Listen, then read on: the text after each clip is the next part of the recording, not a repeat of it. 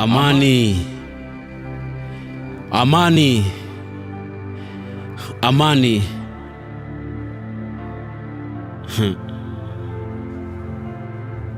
TikTok clock ina tick. TikTok blogger ana post na kuretweet hateful messages, ana spread woga. Ni kuspread hashtag ya uongo. Trend love not animosity kwa city Mr. Blogger.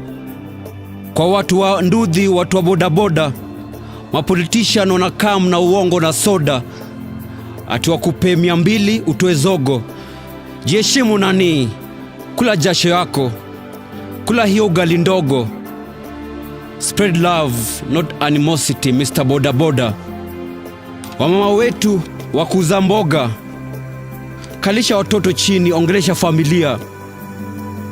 Punguza huzuni, machozi na kulia. Sababu kijana alionekana corruption akafinyiliwa. Wamama wetu tufundishe familia amani.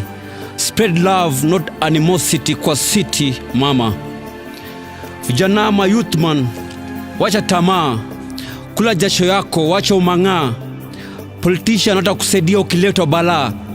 Excitement juu umepewa punch, utajipata kamiti unaserve miaka punch. So tulia, wacha vita.